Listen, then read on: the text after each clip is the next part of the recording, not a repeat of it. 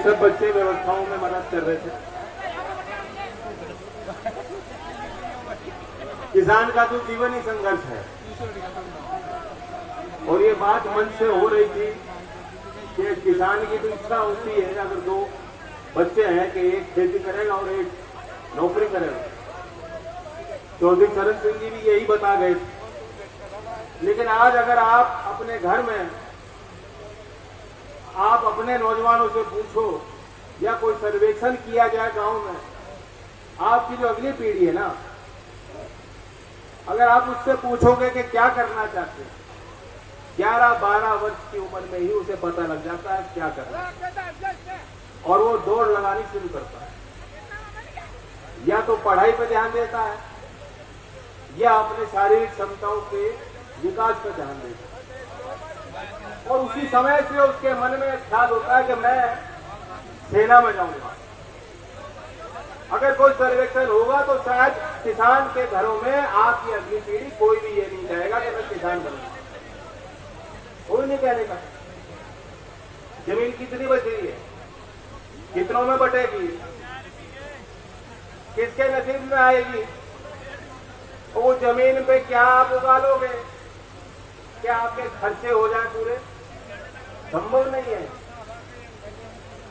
चौधरी चरण सिंह जी ने जब उस समय जवाहरलाल नेहरू जी एक प्रस्ताव लाए थे, रूस से प्रेरित होकर कोऑपरेटिव फार्मिंग, सहकारी खेती, जहां असल में वो सरकारी खेती होती, उसका चौधरी साहब ने विरोध किया और उन्होंने तर्क रखे थे कि छोटा काश्तकार, जिसे आप छोटा कहते हो, जिसकी जमीन कम है, जितनी मेहनत वो कर लेता है अपनी जमीन को तैयार करने में, पैदावार करने में, उतना और लोग नहीं करते। इसलिए जो विदेशी वेस्टर्न इकोनॉमिक्स का जो मॉडल है कि बड़ी चीज अच्छी होती है, जितने बड़े बड़े चक होंगे तो उस पर जो है तकनीकीकरण हो जाएगा, पूंजी लगाकर निवेश कर कर अच्छी खेती हो जाएगी, ये जो विचार था उसके बिल्कुल विपरीत चौधरी चरण सिंह जी ने हमारे देश के लिए एक रास्ता तैयार किया। लेकिन उस रास्ते पे हम चले नहीं, उस रास्ते पे देश चला नहीं। और आज के इकोनॉमिक मॉडल और आज की परिस्थितियां अब ये ऐसी हो चुकी हैं कि खेती बहुत महंगी है और फायदे का सौदा नहीं रहा। पहले कहावत होती थी ना कि रेल की सवारी हो, जिस घर में रेल की सवारी हो, नौकरी हो और मिल पे गन्ना जाता हो, उसे आप संपन्न परिवार मानते। अब मिल में तो गन्ना जा रहा है, लेकिन आएगा कब, हिसाब कब होगा, किसी को नहीं मालूम। अब तो 14 दिन की बात भाजपा वाले भी नहीं बोल रहे। याद करें, इस चुनाव में तो मैंने कोई गौर नहीं किया, इस चुनाव में कहीं एक जगह भी अगर कहे हो कि 14 दिन में पेमेंट हो जाएगा, उन्होंने तो वादा भी नहीं किया आपके। हाँ, एक बात कही थी अमित शाह जी ने कि पूरे 5 साल किसान को बिजली का बिल नहीं मिलेगा। कही थी कि नहीं कही? और बिल आ रहा है और मीटर का भी विरोध हो रहा है। पूरे उत्तर भारत में सबसे महंगी बिजली कहीं वसूली जा रही है तो आपसे वसूली जा रही है, उत्तर प्रदेश के किसानों से। और कोई जवाब जब बनता नहीं है तो एक फुटबॉल की तरह जनता को कहीं और ध्यान भटकाने के लिए कोई नई योजना लेके आते हैं। कहां से लेके आते हैं, ऊपर से लेके आए, मुझे नहीं मालूम कौन इनका एडवाइजर है, कौन इनको सलाह देता है।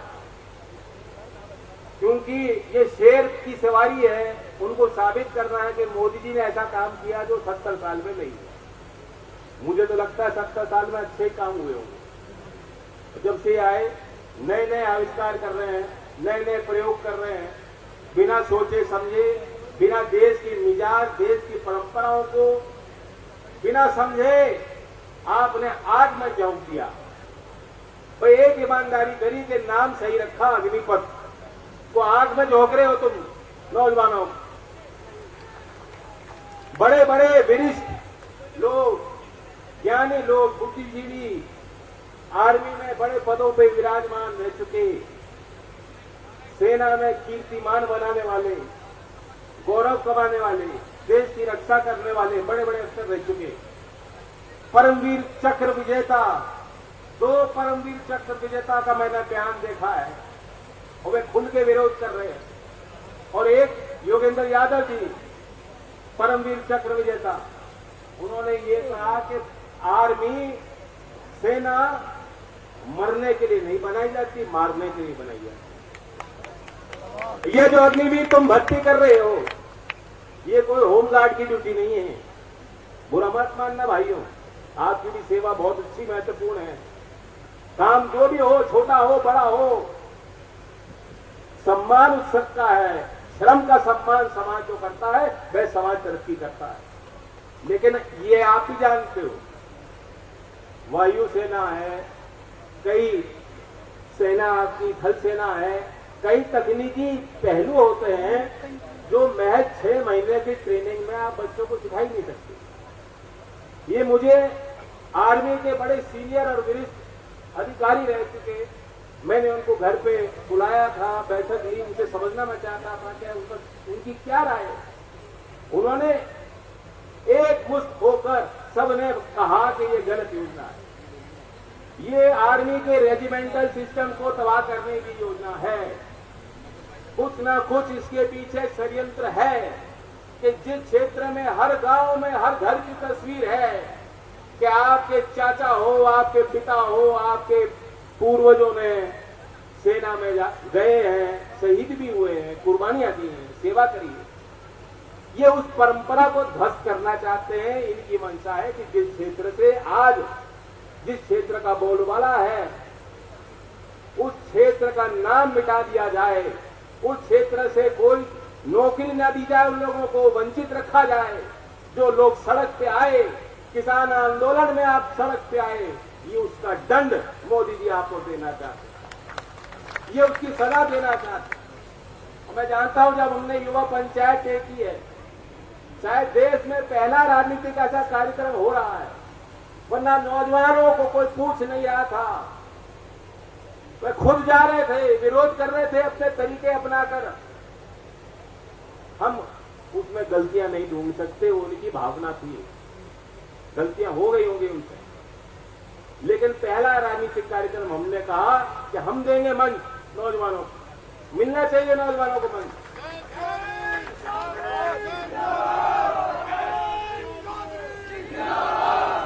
मैं एक बात जानता हूं, शामली का क्षेत्र प्रगतिशील क्षेत्र है। एक ही जिला होता था मुजफ्फरनगर जिला, यहाँ आपकी खेती भी अच्छी है, गुड़, घी, शक्कर सब बढ़िया है, आदमी भी अच्छे हैं, महिलाएं भी अच्छी हैं, सब अच्छे हैं, गुणवान समाज है। और जो भी शुरुआत होती है अच्छी जगह से होनी चाहिए। भैंसवाल की ऐतिहासिक आपने किसान पंचायत करी थी, बहुत लोगों की आंखें खुली। शायद इस क्षेत्र ने और आपने जो उस समय उस मंच पे आशीर्वाद दिया, अगर वो भैंसवाल की पंचायत में आप नहीं आते, अपनी ताकत नहीं दिखाते, तो किसान कानून आज कानून होते, सरकार पीछे नहीं हटती।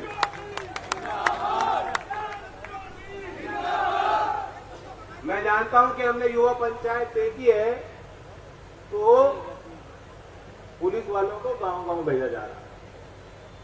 गए हैं गांव-गांव? मैं समझ सकता हूं नौजवान जो नौकरी की फिराक में है, जो प्रयास कर रहा है, मेहनत कर रहा है, वो कोई जोखिम नहीं लेना चाहता। वो भयभीत होगा, उसे लगता होगा कि मेरी तस्वीर लग जाएगी, कहीं मुकदमा दर्ज हो जाएगा तो कभी नौकरी नहीं मिल पाएगी। लेकिन आपके घर परिवार के ये जो लोग बैठे हैं, अब घर परिवार को तो हम लोग समझ सकते हैं, और जिसके ना आगे ना पीछे, वो क्या जानेंगे? जिसका ना आगे ना पीछे, कोई फिक्र नहीं, जैसे खेत में घूमते हैं ना बिजार, नो टेंशन। हम और आप तो टेंशन वाले हैं, हमें टेंशन मिलती है, हमें सताती है, आगे की चिंता हमें करनी है। और इनका बस चलेगा तो कुंवारे रह जाओगे नौजवानों। अब रिश्ता देखने जाओगे तो क्या बताओगे? पेंशन मिल रही है, रिटायर हो गए 4 साल में, क्या बताओगे? बताओगे सेना में क्या पक्की वाली है, पुरानी वाली है, नहीं बनती है। 4 साल बाद आना, फिर तब रिश्ता पक्का होगा, अभी नहीं करेंगे। इन्होंने ऐसा हिसाब बना दिया, खुद तो करी नहीं या खुद संभाली नहीं गई शादी, और तुम्हारी होने नहीं देंगे।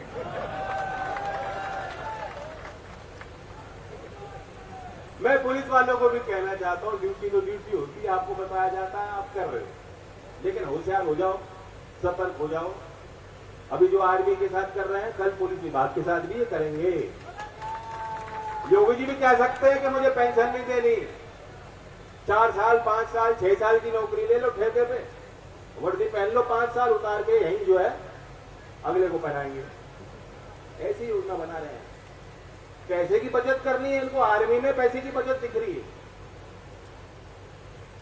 आप कोई हिसाब लगा के आर्मी में जाते हो बच्चों, ये देख के जाते हो कि हमें तनख्वाह मिलेगी? नहीं, ये जज्बा है, भावना है, और सरकार हिसाब लगा रही है, तोल रही है आपको। और जब आप जाओगे 4 साल के बाद लौटोगे, आप ये भी नहीं कह पाओगे हम सेना में थे, कोई दर्जा नहीं, कोई बेनिफिट नहीं।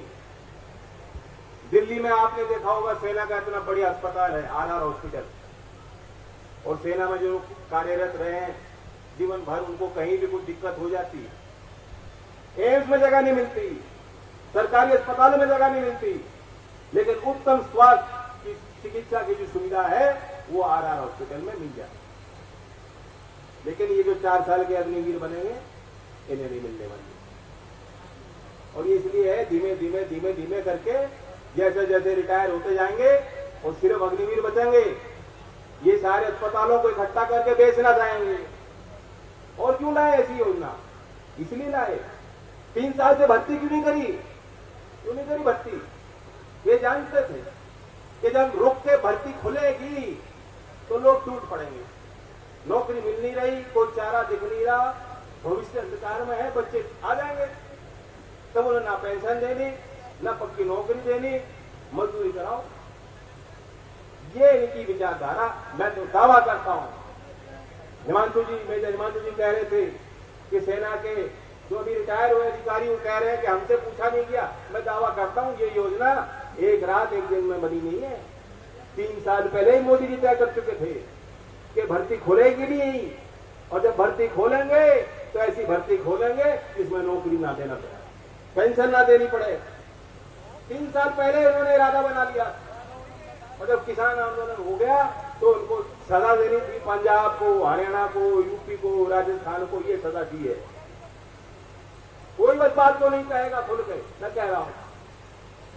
और पुलिस वालों को भी बता देना चाहता हूं, योगी जी को बताना चाहता हूं, हमारे गांव के मालिकों पे मुकदमा मत लिखना, कोई मुकदमा लिखना हो तो मेरे नाम पे लिख देना।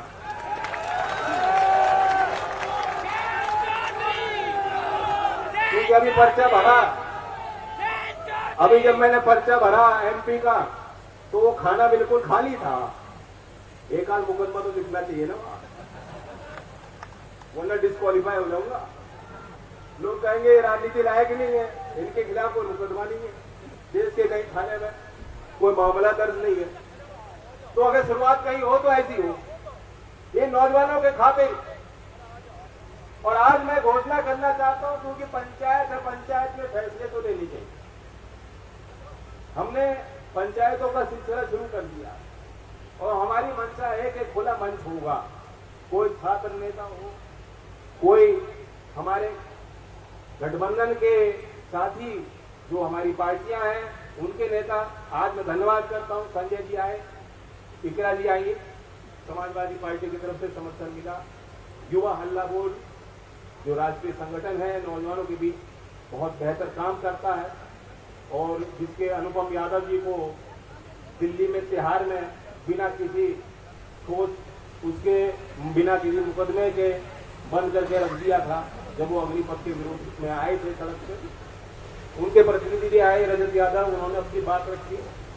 तो हमारी ये सोच है कि एक तो इस पंचायतों का दौर जारी रहेगा। अगर आपका आशीर्वाद हो, जो भी भाई सक्षम हो, जहां भी पंचायत हो रही हो जरूर पहुंचे। मैं ये कहना चाहूंगा, अब और डर भी निकल जाएगा। भाइयों को जाके बता देना कोई मुकदमा नहीं होने वाला, तो मेरे खिलाफ लिखेंगे नहीं।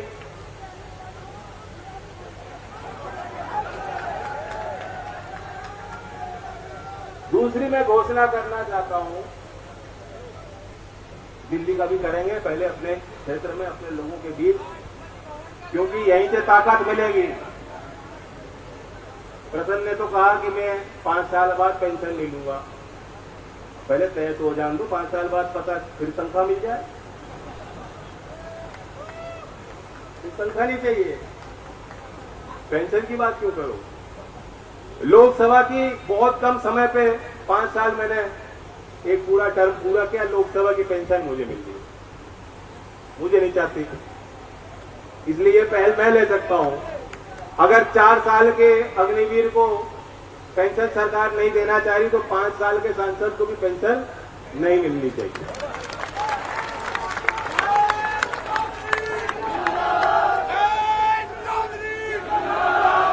आपके आशीर्वाद से अब मैं राज्यसभा में अपनी जल्द शपथ लूंगा जब निमंत्रण मिलेगा विधिवत। और एक उस संबंध में घोषणा मैं करना चाहता हूं कि मैंने ये विचार किया है कि जो एमपी की निधि होती है, क्योंकि जब आप लोकसभा के सदस्य होते हो तो आप एक अपने क्षेत्र में ही लगा सकते हो और राज्यसभा के सदस्य अपने पूरे राज्य में लगा सकते हैं। मैंने ये तय किया है कि 100% अपनी निधि का प्रयोग मैं बच्चों के लिए, युवाओं के लिए खेल की सुविधा में, स्टेडियम बनाने में, रनिंग ट्रैक देने में, क्योंकि पश्चिमी यूपी का मिजाज, यहाँ बहुत टैलेंट है, खिलाड़ी अच्छे अच्छे हैं, यहाँ नौकरी मिलती नहीं, कोई व्यवहारिक खेल नीति अच्छी प्रभावशाली सरकार ने नहीं बनाई, और इसलिए हमारे बच्चे हरियाणा की टीम से जाके खेलते हैं या दिल्ली की टीम से जाके खेलते हैं, यहाँ हम ट्रेनिंग भी नहीं कर पा रहे।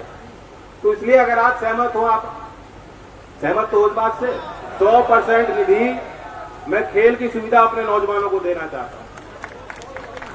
और अगर इस क्षेत्र में आपका कोई भी ऐसा कोई आवेदन हो तो जरूर हमारे पार्टी के जिला अध्यक्ष तक वो बात पहुंचाइएगा और मैं कोशिश करूंगा कि वो निधि का प्रयोग, सदुपयोग हो जाए और इस क्षेत्र में विकास। मैं आपके बीच कुछ आंकड़े भी रखना चाहता हूं, क्योंकि अग्निपथ तो आप समझ गए, लेकिन अग्निपथ तो एक बात है,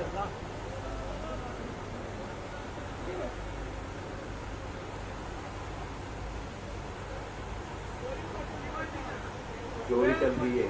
22 मोटर खुली 3 दिन में लगातार, और इसका गोली का भी लड़े, अब मैं पहरा देर जा गोली मार दे भाई या कुछ कर दे, ऐसी सरकार है सब लोगों की जिंदगी नहीं, इतना डरना चाहिए। अच्छा, आप तो आए हो, आप कहाँ रुके? आप तो रुके नहीं, तो क्यों डर की बात करो, क्यों भय की बात करो? आप तो आ ही गए, अब कोई भय नहीं है। बुलडोजर की चाबी छीन लेंगे। वैसे ये ट्रेंड भी एलएम वालों ने शुरू किया था, चुनाव में आया, पहली बार मैंने देखा, वो जो है जेसीबी पे आप लोग खड़े होकर स्वागत कर रहे हैं। मुझे लगता है योगी जी ने भी वो तस्वीर देख के वहीं से आइडिया लिया उन्होंने। कुछ काम अच्छे के लिए होते हैं, कुछ बुरे के लिए हो जाते हैं। मैं आपको बताना चाहता हूं, अग्निपथ योजना तो एक चीज है।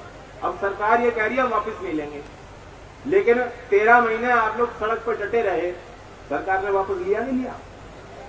उससे पहले मोदी जी भूमि अधिग्रहण कानून को बदलने जा रहे थे, कई बार संसद सत्र नहीं चल रहा था, उन्होंने राष्ट्रपति से साइन करवा के बनवाया होगा, और कई बार पीछे हटे। तो ये सब दिखावा है, ये दिखावा है, ढेर हो जाएंगे।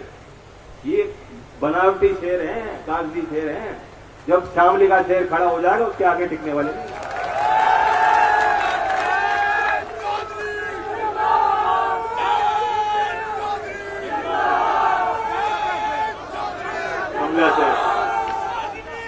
बात बेरोजगारी की है, और वो बहुत बड़ी समस्या है।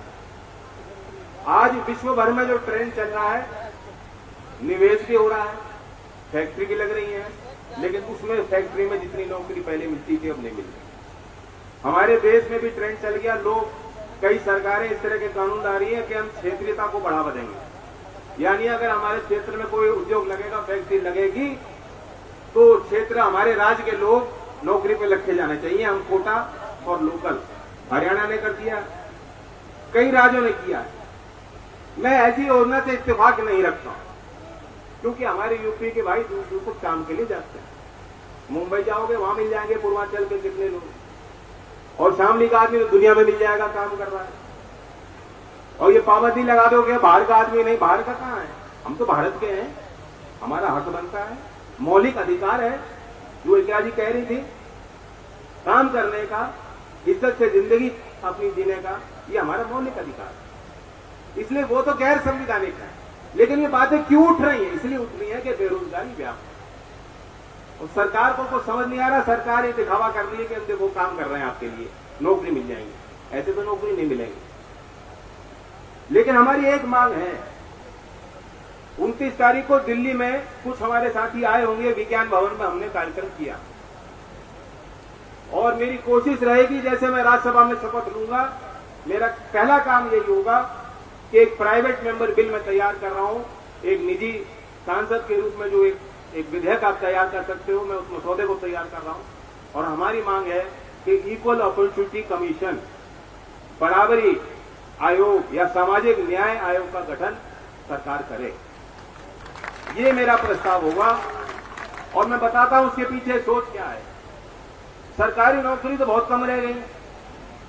अब पुलिस की भर्ती खोली है इन्होंने, अब कह दिया कि दिसंबर तक होगी।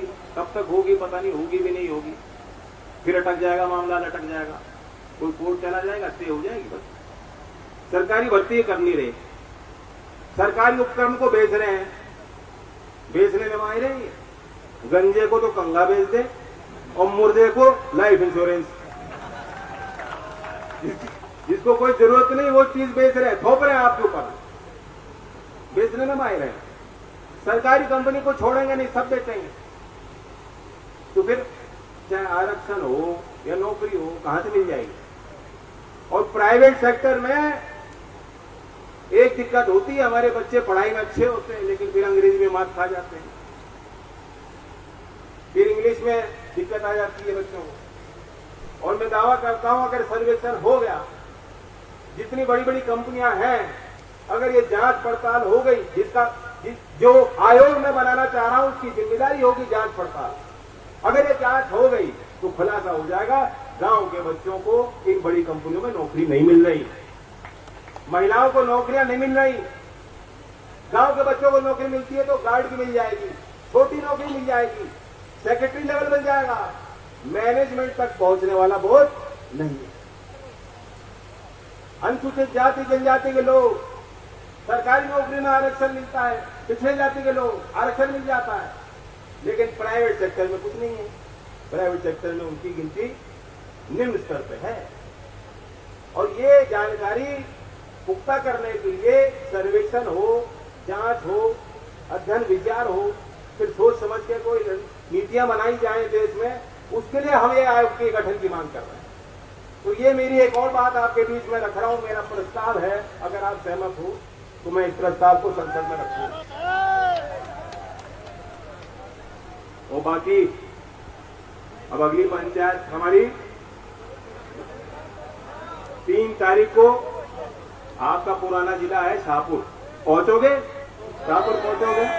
प्रेरित करो, वहां ज्यादा संख्या में पहुंचो और नौजवानों को ज्यादा संख्या में लाओ, महिलाओं को भी लाओ।